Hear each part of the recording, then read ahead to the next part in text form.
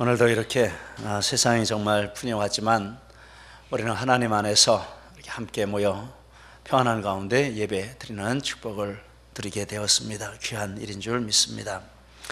오늘 말씀은 화목제물로 세우셨으니 본문을 읽다가 보면 그런 말씀이 나오고 있습니다. 그런 제목을 잡았습니다. 성경에 중요한 주제가 있습니다. 이 의의 문제, 이것이 중요한 주제입니다. 로마서의 주제도 의의 문제입니다. 특별히 우리가 계속 읽어가고 있는 로마서 1장에서부터 3장까지 계속 이 의의 문제를 집중해서 말씀을 하고 있습니다. 로마서 1장 17절 상반절에 보면 복음에는 하나님의 의가 나타났다, 이런 말씀을 하고 있습니다. 복음은 신약 성경을 말하는 것입니다. 신약 성경의 주제도 이 의다 라는 사실을 이 말씀을 통해서 알 수 있습니다. 그리고 1장 17절 하반절에 기록된 바 오직 의인은 믿음으로 말미암아 살리라 함과 같으니라, 이렇게 구약 성경을, 복음의 주제가 의인 것을 구약 성경을 인용을 해서 말씀을 하고 있습니다. 바울 사도가 구약 성경을 인용한 것은 구약 성경의 주제도 의다라는 것을 밝힌 것으로 볼 수 있습니다. 죄인이 어떻게 하나님 앞에 의로워지느냐 하는 이 문제는 성경의 주제이기도 하면서 또 성경의 주제이니까 우리에게도 절대적으로 중요한 문제가 되는 것입니다. 두 가지 차원에서 그렇다는 말씀을 드렸습니다. 첫째는 이 의는 하나님께 심판을 받느냐 아니면 축복을 받느냐 하는 기준이 바로 이 의입니다. 의의 기준을 가지고 하나님이 심판을 내리시기도 하고 또 축복을 내리시기도 한다 하는 것을 성경을 통해서 우리가 알 수 있습니다. 두 번째는 사람이 자기의 정체성을 결정하고 그렇게 믿는 그 근거도 이 의다라는 것입니다. 의를 근거로 해서 자기가 의롭지 못하다고 생각하면 죄인이라는 생각이 들고 두려움에 떨고 낙심하게 되고, 이것을 근거로 해서 의인이라는 생각이 들면 담대하게 되고, 자기 정체성을 결정하는 그 근거도 의인 것입니다. 이렇게 보면 이 의의 문제가 정말 우리에게 중요하다 하는 사실을 다시 한번 알 수 있습니다. 그런데 바울 사도는 이렇게 로마서 1장 17절에서 의가 성경의 주제라 하는 것을 말씀하신 후에 1장 18절에서부터 3장 20절까지 말씀해서 인간에게는 의가 없고 또 스스로 의롭게 할 수 있는 능력도 없는 존재라 하는 것을 계속해서 말씀을 했습니다. 예배에 계속 참석하신 분들은 이제 이런 말씀들이 다 이렇게 정리가 되고 이해가 되시리라 생각합니다. 그리고 3장 21절부터 이 1장 17절에서 말한 하나님의 의, 복음에 하나님의 의가 나타났다라고 말씀을 했는데 이 의가 어떤 것이냐라는 것을 자세하게 말씀을 해가고 있는 것입니다. 3장 21절에서는 그 의는 하나님의 의다라는 것을 말씀하고 이것이 나타났다라는 것을 말했습니다. 22절에서는 그 하나님의 의가 믿음을 통해서 죄인인 우리에게 옮겨졌다, 즉 전가되었다라는 것을 말씀했습니다. 그리고 24절에서는 그 전가된 하나님의 의에 근거해서 하나님이 죄인을 의롭다 하시는 칭의의 역사가 나타난다라는 것을 말씀드렸습니다. 그리고 오늘 25절, 26절은 그 칭의로 인해서 죄인과 하나님 사이에 깨어졌던 관계가 회복되는 진리를 말씀하고 있습니다. 이것을 화목이라는 말로 말씀을 하고 있습니다. 그런데 이 화목이 중요한 것입니다. 왜냐하면 애초에 하나님과 인간이 화목했었는데 죄가 들어와서 그 화목이 깨어지고, 그런데 하나님께서 이런 모든 일들을 행하시는 것은 다시 하나님과 죄인 간의 이 관계 회복, 화목을 회복하시기 위해서 이런 일을 하는 것이기 때문에 화목을 우리가 이해하는 것은 절대적으로 중요한 것이라고 말씀드립니다. 본문의 그 화목의 진리에 대해서 말씀을 하고 있습니다. 먼저 하나님께서 예수님을 화목제물로 세우셨다 하는 사실을 말합니다. 25절. 이 예수를 하나님이 그의 피로써 믿음으로 말미암는 화목제물로 세우셨으니 라고 했습니다. 화목제물이라는 말, 이 중요한 말이죠. 화목제물, 핵심이 되는 말입니다. 성경에서 이 화목이라는 말이 나옵니다. 화목은 인간의 죄로 깨어진 하나님과의 관계를 회복하는 것을 성경은 화목이라는 단어로 표현을 하고 있습니다. 화목제물은 인간의 죄를 속하고 하나님과의 관계를 회복하기 위해서 바치는 제물을 말하는 것입니다. 양이나 염소를 잡아서 피를 제단에 뿌리는 방식으로 화목제물을 삼았습니다. 레위기 3장 6절에서 8절 만일 여호와께 예물로 드리는 화목제의 제물이 양이면 수컷이나 암컷이나 흠 없는 것으로 드릴지며 그것을 여호와 앞으로 끌어다가 그 예물의 머리에 안수하고 회막 앞에서 잡을 것이요 아론의 자손은 그 피를 제단 사방에 뿌릴 것이며 라고 말했습니다. 이 구약의 화목제물을 드려서 화목해 하는 이것은 예수님이 참된 화목제물로 오신다라는 것을 보여주는 모형이었습니다. 그리고 예수님이 참된 화목제물로 오신 것입니다. 요한일서 2장 1절에서 2절 만일 누가 죄를 범하여도 아버지 앞에서 우리에게 대언자가 있으니 곧 의로우신 예수 그리스도시라. 그는 우리 죄를 위한 화목제물이니 우리만 위할 뿐 아니요 온 세상의 죄를 위하심이라. 우리가 하나님과 관계에서 죄를 지음으로 말미암아 관계가 깨어졌는데 그런데 그 두 사이를 화해시키는 화목제물이 되어주셔서 예수님이 하나님 앞에 우리를 위해 대언하시는 그런 일을 하고 계시다라는 말씀을 했습니다. 화목제물은 예수님이 화목제물입니다. 그런데 예수님을 그의 피로써 화목제물을 세우셨다라고 말합니다. 피는 무엇입니까? 피는 생명을 나타냅니다. 레위기 17장 11절 말씀 육체의 생명은 피에 있음이라 라고 했습니다. 피는 생명인데 피로써라는 것은 제물이 속죄의 죽음으로 화목제물 되는 것을 나타내는 것입니다. 제물이지만 제물이 이 피를 내놓고 죽지 않으면 화목제물의 이 기능을 할 수가 없습니다. 반드시 죽어야만 됩니다. 이 피로써라는 말은 그 죽음을 가리키는 말입니다. 레위기 17장 11절 또 이렇게 말합니다. 내가 이 피를 너희에게 주어 제단에 뿌려 너희의 생명을 위하여 속죄하게 하였나니 생명이 피에 있으므로 피가 죄를 속하느니라. 피로써라는 것은 이 피를 흘려서 생명을 화목제물로 내어놓는 그것을 말하는 것입니다. 그리고 그의 피로써라고 했으니까 그는 예수님을 가리키니까 예수님의 피로써 예수님의 피를 흘려 죽으심으로 화목제물이 되셨다라는 것을 말합니다. 그 진리를 히브리서 9장에서 말씀하고 있습니다. 5절에서 7절 그 위에 속죄소를 덮는 영광의 그룹들이 있으니 이것들에 관하여는 이제 낱낱이 말할 수 없노라.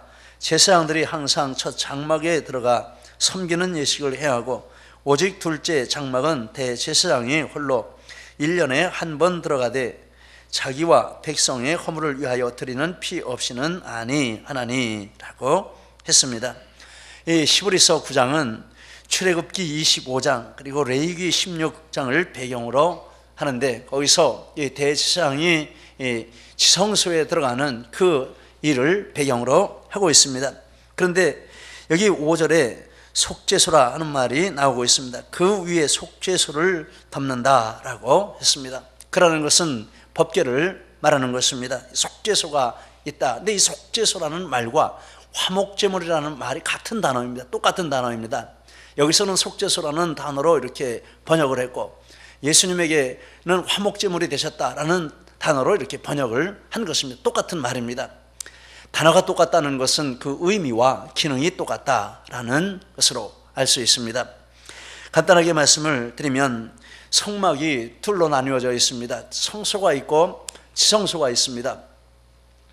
그런데 이 성소에는 일반 제사장들이 매일 들어가서 섬깁니다. 그런데 지성소하고 성소는 두꺼운 휘장으로 이렇게 칸이 막혀져 있는데 거기는 아무도 들어갈 수가 없습니다. 오직 대제사장이 1년에 한 번 짐승의 피를 가지고 들어가서 속죄하는 자기와 백성들의 이스라엘 민족의 죄를 속하는 이런 일을 하는 것입니다. 한 번밖에 못 들어갑니다. 그런데 거기 들어가서 잘못하면 죽기 때문에 대제사장의 그 옷에는 방울을 답니다.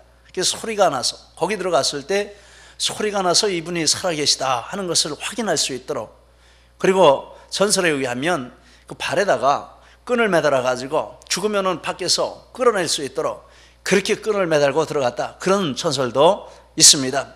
그만큼 이 지성소에 들어가는 것은 두려운 일이고 무서운 일이었습니다. 왜 그렇습니까? 그 지성소 안에 맨 안쪽에 법궤가 있습니다. 법판을 담았기 때문에 법궤라 이렇게 이름을 붙였습니다. 법판이 무엇입니까? 모세의 이 십계명 돌판인데 거기는 이렇게 안 하면 죽는다 라는 내용이 새겨져 있는 것입니다. 율법이 새겨져 있는 것이죠. 이렇게 하라, 이렇게 안 하면 죽는다. 그런데 대제사장도 죄인입니다. 대제사장이 들어가는데 그 위에 그룹이 있고 하나님이 그룹 가운데 계시면서 이 법판을 내려다보고 계시고 들어오는 사람을 보고 계시고 이런 것을 생각하시기 바랍니다. 하나님이 계시면서 사람이 들어옵니다. 그런데 그 사람을 볼 때 하나님이 무엇을 근거로 해서 보시냐 하면 밑에 있는 그 율법판을 근거로 해서 보십니다. 그럼 그 사람은 어떻게 되겠습니까? 죽는 것입니다. 거기 살아날 수가 없습니다. 율법에 근거해서 죽임을 당할 수밖에 없습니다. 그런데 그것을 막기 위해서 하나님이 방법을 만드셨는데 그 법궤의 뚜껑이 될 만한 그런 정도의 크기로 순금으로 가느다랗게 판을 만들어서 그것을 덮게 해주셨습니다. 그래서 이제 그것을 덮고 나니까 거기를 내려다봐도 율법이 안 보이는 것입니다. 그 죄인이 대제사장이 들어오면 하나님 밑에 내려다보시는데 정죄할 근거가 없는 것입니다. 그래서 이 사람이 사는 것입니다. 그리고 와서 짐승의 피를 갖다가 법한 그 속죄소 위에다가 뿌립니다. 속죄소라는 말은 죄를 속한다 라는 뜻입니다. 죄를 속하는, 그래서 하나님과 이 죄인이 화해할 수 있고 만날 수 있는 기능을 하는 것이 속죄소인데 그 화목제물의 역할이죠. 같은 단어로 쓰는 것입니다. 예수님께서 이런 역할을 감당하는 화목제물이 되시고 또 속죄제물이 되시고, 그래서 그 자리를, 하나님과 죄인이 만나는 자리를 시은 좌라, 은혜를 베푸는 자리라, 은혜의 보좌라 이렇게 말씀을 하고 있습니다. 이것은 예수님이 화목제물 대신 진리를, 그리고 화목제물의 그 내용이 무엇인지를 분명하게 이렇게 자세하게 보여주는 그런 내용이 되겠습니다. 믿음으로라고 했습니다. 이 믿음으로는 바로 이 예수님이 화목제물 되신 것을 믿는 믿음으로 하나님께 나아간다라는 뜻이 되겠습니다. 히브리서 4장 14절 16절 우리에게 큰 대제사장이 계시니 승천하시니 곧 하나님의 아들 예수시라. 그가 대제사장이 가지고 들어가지 않습니까? 그가 예수시라, 우리가 믿는 도리를 굳게 잡을지어다, 이것을 믿는 그 믿음으로, 그리고 16절에 그러므로 우리는 긍휼하심을 받고 때를 따라 돕는 은혜를 얻기 위하여 은혜의 보좌 앞에 담대히 나아갈 것이니라. 이 시은좌 속죄소를 말하는 것입니다. 예수님이 우리의 대제사장이 되시고 우리의 화목제물이 되시고 우리의 속죄소가 되어주신 그 믿음을 가지고 있을 때 어떤 일이 일어납니까? 긍휼하심을 받고 때를 따라 돕는 은혜를 얻기 위해서 무시로 아무 때나 원하는데 하나님 앞에 나아갈 수 있는 담력을 얻게 된다 라고 말씀을 하고 있습니다. 이 믿음이 얼마나 중요한 것입니까? 그런데 성경에 보면 이 믿음을 가진 사람을 소개하고 있습니다. 어떤 사람일까 한번 생각해 보시기를 바랍니다. 굉장히 믿음이 좋은 사람이고 우리가 알고 있는 유명한 사람일 것이라 이렇게 생각하기 쉽습니다. 그런데 그런 사람이 아닙니다. 누가복음 18장에 보니까 바리새인과 세리가 하나님 앞에 기도하러 갔습니다. 바리새인은 자랑할 것이 너무나 많습니다. 그래서 계속 자랑하는 기도를 했습니다. 세리는 자랑할 것이 없습니다. 자기가 죄인인 것을 압니다. 그래서 하나님 앞에 고개도 들지 못하고 울었습니다. 근데 예수님이 말씀하시기를 누가 의롭다함을 받고 갔는지 아느냐? 이 세리가 의롭다함을 받고 갔다, 이렇게 말씀을 했습니다. 세리의 기도가 이렇습니다. 누가복음 18장 13절에 하나님이여 불쌍히 여기소서 나는 죄인이로소이다, 그 기도했습니다. 다른 기도하지 않고 하나님 불쌍히 여겨주세요, 나는 죄인입니다. 근데 이 기도를 보니까 의미가 있습니다. 앞에는 하나님이 있습니다. 뒤에는 죄인이 있습니다. 죄인과 하나님은 상극입니다. 만날래야 만날 수가 없습니다. 만나면 끝나는 것입니다. 그런데 가운데는 뭐가 있습니까? 가운데는 불쌍히 여겨 주옵소서, 이 단어가 있습니다. 놀라운 일이 있습니다. 이 불쌍히 여겨 주옵소서라는 이 단어가 화목제물이라는 뜻을 가지고 있는 똑같은 단어입니다. 속죄소라는 단어를 가지고 그 단어와 똑같은 단어입니다. 그래서 이 불쌍히 여겨 주옵소서라는 그 말은 화목제물을 근거로 속죄해 주시고 받아 주옵소서, 이런 의미가 되는 것입니다. 하나님이 있고 죄인이 있고 화목제물이 있고 그 화목제물을 중심으로 하나님과 죄인이 만나는 그런 믿음을 가지고 이 사람이 기도를 드렸다라는 것입니다. 한 목사님이 그것을 이렇게 설명했습니다. 그는 자신이 깨뜨린 율법을 재판관의 눈으로 내려다 보시는 거룩하신 하나님과 자기 사이에 희생제물의 피가 있어야 한다는 사실을 알았다. 이것은 그가 사실상 자비를 호소한 것이 아니라 하나님이 제물을 통해서 이미 마련하신 자비에 기초해서 하나님께 나아가고 있음을 뜻한다. 그는 다음과 같이 말하고 있었던 셈이다. 시온소에 뿌려진 피를 근거로 저를 대해 주옵소서. 여러분, 우리가 하나님 앞에 나가서 하나님께 용납이 되는 것은 우리의 어떠함에 있는 것이 아닙니다. 내가 어떠한 존재이냐 거기에 있는 것도 아니고 내가 어떻게 살아왔느냐 거기에 있는 것도 아닙니다.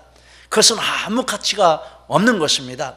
한 가지 우리를 하나님 앞에 받아들여 주실 수 있는 근거는 이 화목제물 대신 예수님의 이름을 붙들고 나아갈 때 그것은 완벽한 하나님이 받아주시는 근거가 된다라는 것입니다. 이 세리가 그것을 깨닫고 기도했다라고 이 목사님이 이런 설명을 하고 있습니다. 이 진리를 생각할 때 얼마나 감사한지 우리는 그 감사한 마음을 다 표현할 수가 없습니다. 무슨 어떻게 살아왔든지 그 상관없이 이 세리 같은 사람도 하나님이 이렇게 할 때 받아주고 의롭다 이렇게 인정해 주신 그 은혜를 우리가 같이 받고 있다라는 것입니다. 참 감사한 일입니다. 이 예수를 하나님이 화목제물로 세우셨다, 하나님이 세우셨다라고 말씀합니다. 누가 세우셨습니까? 하나님이 세우셨습니다. 예수님을 화목제물로 세우신 분은 하나님이신 것을 성경이 분명히 말씀합니다. 요한일서 4장 10절 사랑은 여기 있으니 우리가 하나님을 사랑한 것이 아니요 하나님이 우리를 사랑하사 우리 죄를 속하기 위하여 화목제물로 그 아들을 보내셨음이니라. 어떻게 하여 예수님이 오셔서 화목제물이 되어주셨을까? 하나님이 무조건적으로 우리를 사랑하셔서 어떤 방법을 통해서라도 내가 구원하겠다, 너를 구원하겠다라는 그런 사랑의 표현이 예수님이 화목제물 되신 그것이다 라는 것입니다. 구원 역사의 주권자는 하나님이십니다. 그리고 세우셨다라고 말씀을 했습니다. 예수님을 화목제물로 세우셨다. 중요한 두 가지 뜻이 있습니다. 첫째는 계획하다, 결심하다라는 뜻입니다. 예수님의 화목제물 되시는 이 십자가는 하나님께서 미리 계획하시고 결심하신 것을 실행하신 것입니다. 우연히 생기고 갑자기 생각해낸 것이 아니고 그렇게 하나님이 미리 계획하신 것이고 그리고 결심하시고 실행해 오신 것입니다. 누가복음 24장 44절에서 47절 내가 너희와 함께 있을 때에 너희에게 말한 바 곧 모세와 율법과 선지자의 글과 시편에 나를 가리켜 기록된 모든 것이 이루어져야 하리라 한 말이 이것이라 하시고 또 이르시되 이같이 그리스도가 고난을 받고 제3일에 죽은 자 가운데서 살아날 것과 또 그의 이름으로 제사함을 받게 하는 회개가 예루살렘에서 시작하여 모든 족속에게 전파될 것이 기록되었으니. 이 말씀이 무슨 뜻입니까? 예수님이 이렇게 대속의 사역을 하시고 화목의 사역을 하시는 이것이 구약 성경에 다 이미 기록이 되어 있다라는 것을 예수님이 제 아들에게 구약 성경을 끌어다가 이렇게 설명을 해주시고 계시는 것이다라는 것입니다. 이미 계획된 것입니다. 구약 성경에 1500년을 두고 계속해서 이런 일이 일어날 것이라 하는 것을 말씀하시고 예고를 해주셨습니다. 에베소 2장 4절 말씀에 곧 창세전에 그리스도 안에서 우리를 택하사라고 했습니다. 하나님께서 예수님의 십자가를 통해서 우리를 구원하실 계획은 창세전에 세우셨다라는 것을 말씀하고 있습니다. 창세전에 세우시고 그리고 그것을 구약 성경에 계속해서 말씀해 오시고 때가 참에 그것을 성취하셨다라는 것입니다. 구원의 역사는 불변하시는 하나님께서 친히 행하신 것이고 영원전에 계획하시고 진행하시고 성취하신 이름으로 다른 어떤 것은 취소될 수 있을지 몰라도 이 하나님의 이 구원의 역사는 취소될 수가 없다 하는 진리를 이 세우셨으니 라는 말을 통해서 선포하고 계시는 것입니다. 지난번에 말씀드린 몽고메리 보이스 목사님 이 진리를 이렇게 말씀했습니다. 구원이 처음부터 하나님께로서 말미암는다면 하나님이 친히 확실하시고 요동치 않으시므로 구원도 확실하고 요동치 않는다. 하나님은 처음부터 끝을 아시기 때문에 중간에 일어나는 돌변에 놀라시는 법이 없으며 계획을 수정하거나 마음을 바꾸실 필요가 전혀 없으시다. 한 번 시작하신 일을 계속 하실 것이고 따라서 우리는 그 일을 확신할 수 있다. 할렐루야. 여러분, 하나님이 진행하시는 이 구원의 역사는 멈출 수도 없고 뒤로 물러갈 수도 없고 완전히 성취될 때까지 계속해서 진행이 되는 것입니다. 이 은혜를 인하여 하나님 앞에 감사하시기를 축복합니다. 두 번째, 세우셨다라는 말은 공적으로 제시하셨다, 공적으로 선포하셨다, 이런 의미를 가지고 있습니다.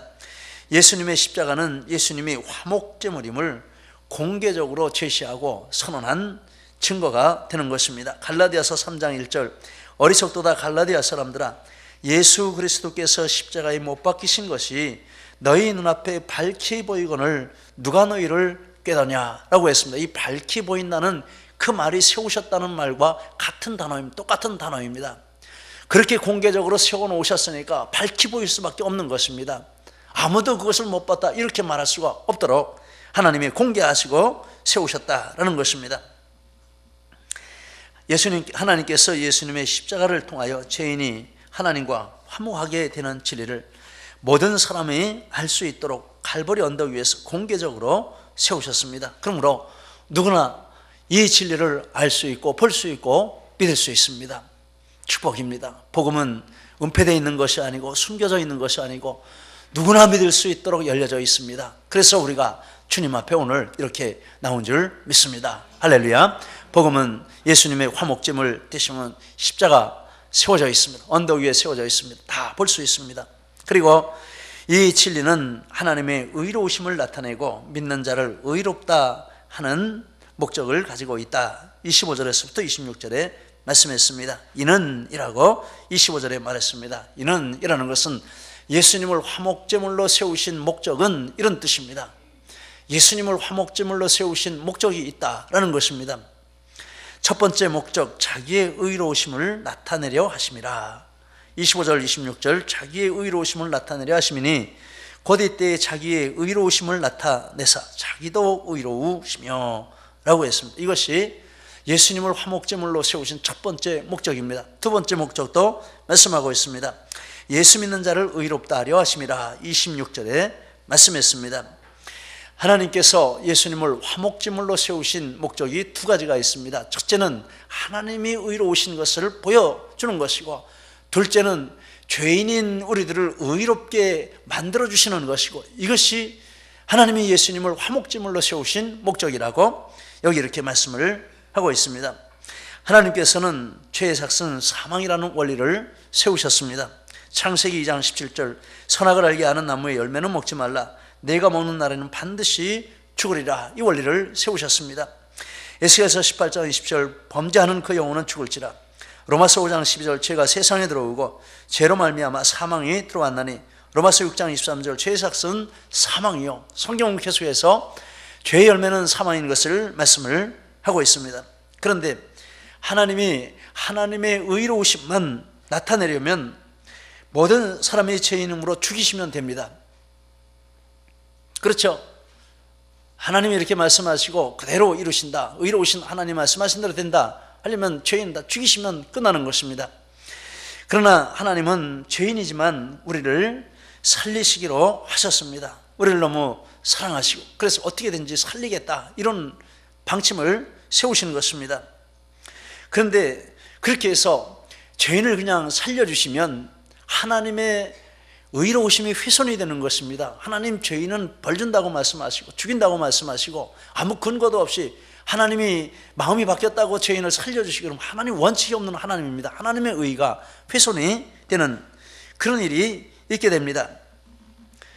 그래서 하나님의 의로우심을 나타내고 죄인을 의롭게 하시는 이 두 가지 목적을 다 이루시기 위해서 택하신 방법이 예수님을 죄인의 죄를 대속하는 화목제물로 세우시는 방법이었다라는 것입니다.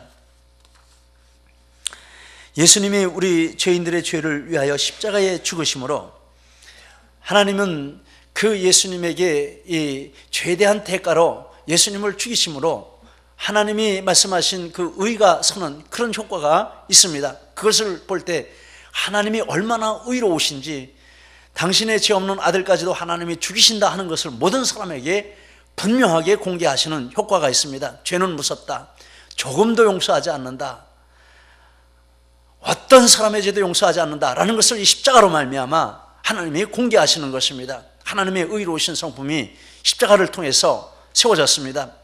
그런데 또 반면에 우리의 죄인의 입장에서 보면 예수님이 우리 죄를 지고 죽으심으로 말미암아 하나님이 우리를 보실 때 의롭다 하시는 근거가 예수님의 십자가가 된다라는 것입니다. 그래서 이 예수님의 십자가는 하나님의 의로우심을 나타내시고 죄인을 의롭다 하시는 능력이 나타나는 그런 효과가 있다라는 것입니다. 얼마나 놀라운 일인지 모릅니다. 우리는 예수님의 십자가를 볼 때 하나님이 얼마나 의로우신 분이신가 그것을 볼 수 있습니다. 그리고 또 예수님의 십자가를 볼 때 하나님이 나 같은 자를 위해서 나의 모든 죄를 예수님에게 가져가게 하시고 예수님의 의를 내게 주시고 나를 의인 삼아 주셨구나 하는 이 칭의의 진리를 십자가를 통해서 우리는 보게 됩니다. 놀라운 십자가의 은혜를 우리가 이렇게 입고 있습니다. 그런데 하나님께서 길이 참으시는 중에 전에 지은 죄를 간과하셨다라고 25절에 말씀하고 있습니다.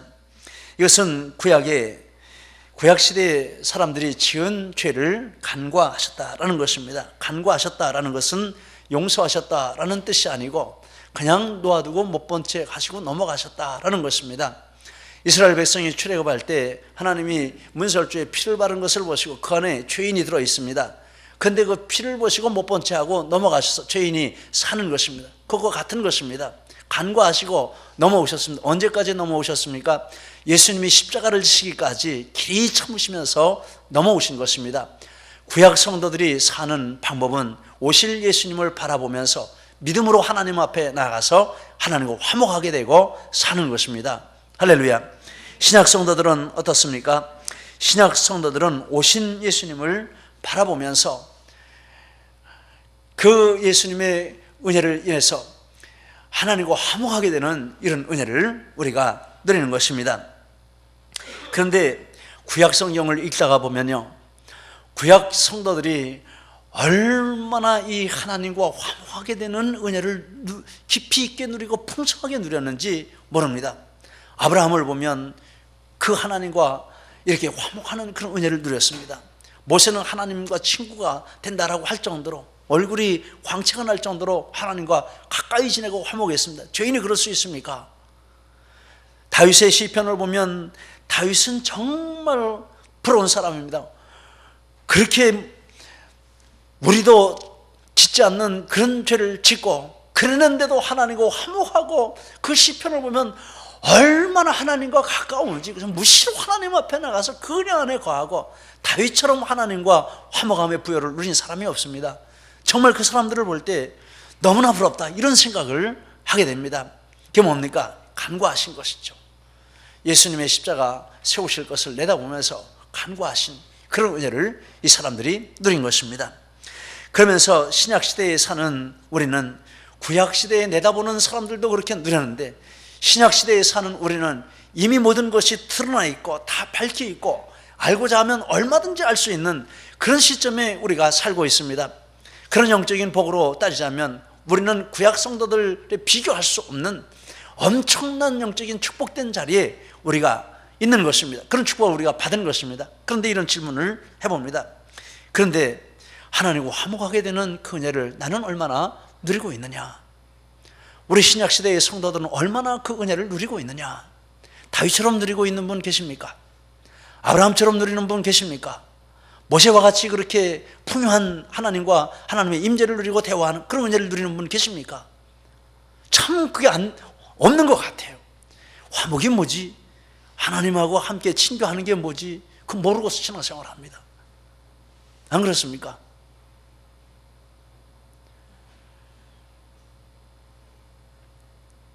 이런 부분을 우리가 정말 다시 한번 우리 자신을 생각해보고 이 화목하게 하는 이 은혜를 누리게 하려고 예수님이 화목제물이 되어주시고 그리고 담대하게 때를 따라 돕는 은혜를 얻도록 하나님 앞에 나갈 자격을 허락해 주셨는데 그 길이 만들어져 있질 않습니다. 잡초만 무성합니다. 세상으로 가는 길은 얼마나 뻔질나고 대로가 놓여져 있는데 하나님께 나가서 화목하고 하나님을 만나고 하나님과 교제하는 그 길은 어떤 길인지 알지도 못합니다. 예수 믿으면서도. 여러분, 이거 우리가 회개해야 합니다. 이거 새롭게 해야 합니다. 이걸 정말 바꿔야 합니다. 정말 그렇게 하지 않는다면 하나님을 모독하고 예수님 모독하는 것이 아닙니까? 화목의 은혜를 누리는 중요한 증거들이 있습니다. 첫째, 화목의 은혜를 즐거워합니다. 로마서 5장 11절 이제 우리로 화목하게 하신 우리 주 예수 그리스도로 말미암아 하나님 안에서 또한 즐거워하나이라. 다윗이 즐거워한 것처럼 모세가 즐거워한 것처럼 이 화목의 은혜를 믿고 믿음으로 나아가 그 앞에 하나님 앞에 하나님과 함께 마주보고 있는 그 사람의 마음 가운데는 즐거움이 있습니다. 화목의 즐거움이 얼마나 큰지, 얼마나 놀라운지, 얼마나 부요한지 여러분, 우리 그 즐거움 누려야 하지 않겠습니까? 예수 믿으면서 이렇게 놀라운 축복을 받으면서 왜 이 즐거움을 누리지 못하고 엉뚱한 것을 가지고 즐거움을 삼고 기쁨을 삼으려고 애를 씁니까? 여러분, 화목의 즐거움을 누리는 은혜가 있으시기를 축복합니다. 두 번째, 서로 화목합니다. 골로새서 1장 12절 이제는 그의 육체의 죽음으로 말미암아 화목케 하사 너희를 거룩하고 흠없고 책망할 것이 없는 자로 그 앞에 세우고자 하셨으니 데살로니가전서 5장 13절 저의 역사로 말미암아 사랑 안에서 가장 귀히 여기며 너희끼리 화목하라. 하나님과 화목의 은혜를 누리는 사람에게 나오는 은혜가 있고 능력이 있는데 사람과 화목하게 되는 은혜와 능력을 누리게 됩니다. 정말 하나님과 화목하게 된 사람이 가정에 있으면 그 가정은 화목한 가정이 될 줄 믿습니다. 화목하게 되는 사람들이 우리 성도들이면 우리 교회는 싸울 일이 없는 줄 믿습니다. 화목하게 되는 사람들이, 이 교회에 다니는 사람들이 다 이렇게 화목하게 되는 은혜가 충만하면 이 나라도 이렇게 나뉘어져서 싸우지 않고 화목하게 되는 하나님의 은혜와 축복을 누리는 때가 있을 줄 믿습니다. 그런 애가 있을 줄 믿습니다. 근데 왜 이렇게 싸웁니까? 화목을 누리지 못하기 때문에, 하나님과 화목을 누리지 못하기 때문에 식구하고도 싸우는 것입니다. 교회 안에서도 싸우는 것입니다. 나라도 싸우는 것입니다. 여러분, 하나님의 화목을 즐거워하며, 그리고 두 번째 증거는 그 화목의 은혜를 가정에서 나누는 것입니다. 그래서 정말 먼저 예수 믿는 사람이 있으면 그 가정에 화평하게 되는 역사가 있는 것입니다. 할렐루야. 저 가정은 왜 저렇게 웃음소리가 넘쳐? 저 가정은 왜 저렇게 화목해? 얼굴이 화기애애, 식구들이 다 너무 즐거워 보여. 하나님의 화목이 있기 때문에 그런 것입니다. 이거 누려야 합니다. 세 번째, 화목하게 하는 사역을 합니다. 고린도후서 5장 18절 19절 우리에게 화목하게 하는 직책을 주셨으니 19절 화목하게 하는 말씀을 우리에게 부탁하셨느니라. 화목하게 하는 직책도 주시고 그 말씀도 우리에게 주셨습니다. 그래서 이 하나님의 화목을 누리고 그것을 아는 사람, 그것을 체험하는 사람은 만나는 사람에게 권합니다. 예수 믿으세요. 하나님과 화목하세요. 억지로 하는 것이 아니라 정말 권해주고 싶어서, 그게 정말 좋기 때문에 주고 싶어서 그렇게 하는 역사가 일어납니다. 한운 형제 잠깐 이 앞으로 나와보세요. 우리 한우 형제가 해병대 가서 훈련을 마치고 백령도로 발령을 받았는데, 백령도로 가기 전에 이렇게 휴가를 받아서 집에 들려오라 휴가를 받아서 딴 데 가지 않고 교회 왔습니다. 교회 와서 인사드리고 군대 생활한 간증을, 길진 않지만 훈련소 간증을 잠깐 하겠다, 이렇게 저한테 얘기를 했습니다. 격려하시고.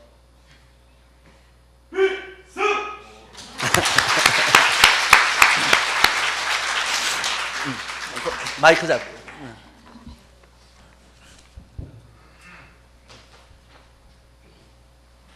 안녕하십니까.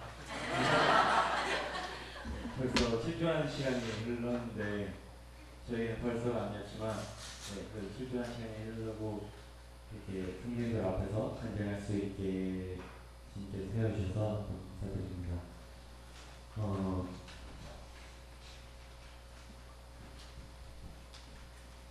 휴가를 훈련이 이제 끝났는데 계속 휴가를 기다렸어요.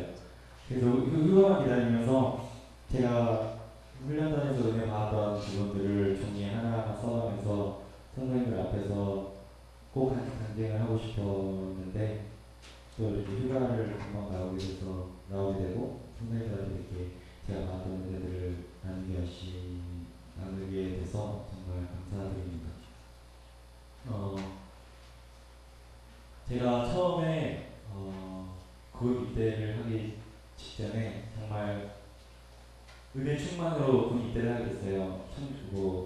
청년부에서 성경 통독도 하고 들어가기 직전에 3일 동안 부흥회도 있었고, 그 기간을 거치고 바로 입대를 하게 됐는데, 처음에 딱 입대를 하는데 되게 이제 부모님도 못 보게 되고, 원래 항상 다니던 학교, 교회 이렇게 못 가게 되는 상황이 놓이니까 되게 아무런 생각이 나지 않았습니다. 들어갔는데 한 번도 가지 못했던 대우를 또 받고, 되게 이것저것 밥도 먹고 훈련도 받으면서 되게 그동안 부흥회에서 받았던 은혜들, 성경 통독을 하면서 받았던 은혜들이 아무것도 생각이 안 날 정도로 되게 무의미하게 살았던 첫 주차였던 것 같습니다. 첫 주차를 그냥 이거 하면 저거 하고 저거 하면 저거 하고 이렇게 지내다가 이제 주일이 같이 딱 왔습니다. 주일이 딱 와서 이제 종교 활동을 하러 갔는데, 이쪽에는 천주교 모여이고, 이쪽에는 기독교 모이고, 이쪽에는 불교 모여라, 이렇게 해서 나와 있는데, 저는 항상 교회를 다녔으니까 기독교에 모였습니다. 근데 기독교에 딱 섰는데 500명 중에 300명 이상이 거의 기독교였어요. 근데 그것도 감사했지만 저는 그런 마음 한편에 그제서야 이제 나머지 200명이라는 사람이 보이기 시작하는 거예요. 그래서 내가 전도할 사람이 이렇게 많았구나, 내가 왜 여기 있는지, 내가 지금까지 잊고 살았구나라는 거를 한 번 더 생각하게 되었던 시간이었던 것 같습니다. 그렇게 종교활동을 떠나면서 예배당으로 발걸음을 옮기는데, 발걸음 옮겨서 예배를 드리는데 딱 목사님께서 하시는 말씀이 딱 선교사에 대한 말씀을 하시는 거였어요. 그 말씀을 듣는데 눈물을 흘리지 않을 수가 없었습니다. 계속 그렇게 목사님께서도 말씀해 주시고, 청년부에서도 거기 가서 선교사의 역할을 해야 한다는 그런 마음을 주셨기 때문에 그걸 잊고 살았다는 거에 대해서 죄송함과 이제 앞으로의 의지와 그 부분을 생각하면서 눈물을 흘리지 않을 수 없었던 것 같습니다. 딱 예배가 끝나고부터 딱 생각이 딱 달라졌던 것 같아요. 그냥 옆에 보이는 친구 손을 잡고 뭐 교회 다니냐, 난 교회 다니는데 다음 주에는 교회 같이 갔으면 좋겠다, 같이 자는 친구들한테도 교회 다니냐, 같이 또 교회 갔으면 좋겠다, 교회 가면은 뭐 편안하다, 하나님이 너 사랑하신다, 이렇게 하면서 전도를 시작했는데, 물론 전도를 하면서 기분은 좋았지만 정작 친구들은 교회에 나오지 않았습니다. 정작 교회를 같이 나가주는 친구는 거의 없었고, 그랬는데 군대를 가면은 선생님들은 많이 선생님들 많이 아시겠지만 초코파이가 되게 귀합니다. 눈물전 초코파이라고 초코파이를 잘 안 주는데 훈련은 좀 강하고 이래서 당이 많이 생길 때 초코파이 하나씩 주는데 그게 엄청 귀하다 보니까 잘 생각하다 보니까 이 초코파이가 전도를 위한 용이 될 수 있겠다라는 생각을 갖게 돼서 그때부터 초코파이를 하나 둘씩 모으고 급식에 가끔씩 부식이 나와서 뭐 요플레나 요구르트, 우유 이런 거를 조금씩 모아서 물론 저도 배가 엄청 고팠어요. 엄청 고프고 그랬지만 우유를 하나 더 먹는다고 배부른 게 아닌 상황이었기 때문에 저는 육체적인 배부름보다 영적인 배부름을 택했습니다. 제가 생각해도 참 뿌듯합니다. 네, 이렇게 하나씩 모아다가 하나씩 주면서 이제 교회 다니냐, 나랑 같이 교회 가면은 이걸 내가 너에게 지어줄 수 있다. 이렇게 하면서 교회를 무교회 친구들은 되게 금방금방 넘어오더라고요. 네, 다른 친구들은 좀 어렵겠지만 그렇게 하나씩 주면서 이제 전도를 시작했습니다. 네, 전도를 시작하고 한 도중에 어느 순간부터는 이제 같이 가는 교회에 같이 예배를 같이 드는 친구들이 옆에 이렇게 많이 앉게 되었고 마지막 주차 이제 극기주하고 6주차를 딱 마치면은 힘든 훈련을 모두 마치는 시간이 6주차인데 6주차에 그 훈련을 마치고 토요일날 세례식이 있었습니다. 세례식이 있었는데 제가 이렇게 한 명만 전도를 하고 한 명만 그렇게 맛있는 걸 나눠주면서 전도를 하다 보니 원래 기존에 다니던 친구들 말고 불교인 친구들, 무교인 친구들 중에서 제가 전도에서 세례를 받은 친구들이 총 7명이었습니다.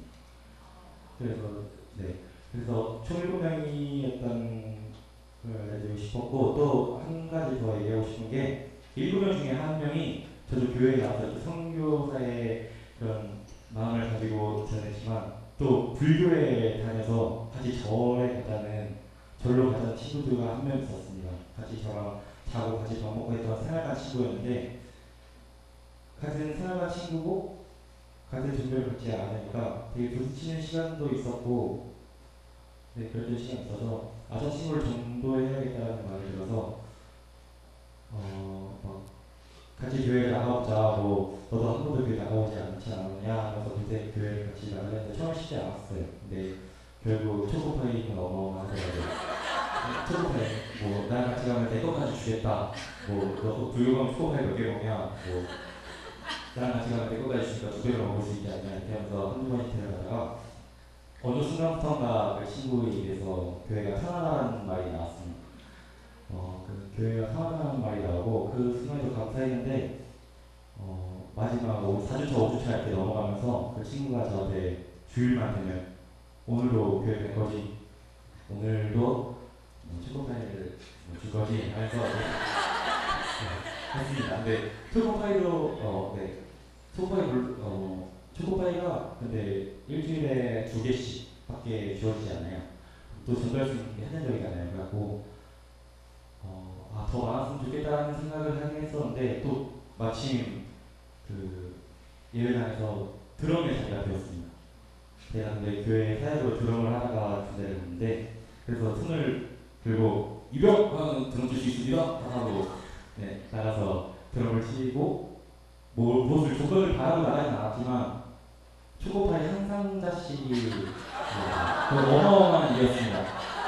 12개 12개라는 그 횟수가 있었는데 그게 매주 하다 보니까 3주 동안 계속 한 박스씩 받다 보니까 그 초코파이를 총 3상자 정도 받았는데 하나도 제가 먹지 않았던 것 같아요. 하나씩 다 애를 나눠주면서 이건 잘못된 거지만 몰래 사냥단에도 이렇게 갖고 들어와서 그 애들 다 나눠주고 교회 같이 나가자 해서 이렇게 전도를 했던 것 같습니다.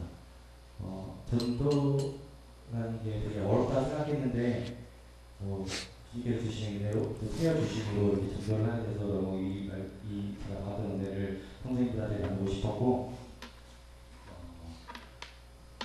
이제 시간이 지났는데 이제 그렇게 해서 7명이 세례를 받았다는 겁니다. 7주 동안 훈련받는 동안에 7명을 전도해서 7명의 세례를 받고 지금 이제 백령도로 가게 됐는데 제 생각에 이제 북한 군인 전도해가지고 데려오지 않을까.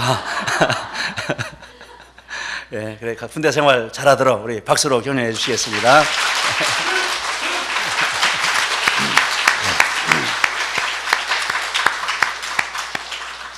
쪼꼬바위 하나가 한 영혼을 살리고 구원하는 이런 능력도 있습니다. 감사합니다. 참 귀한 아들입니다.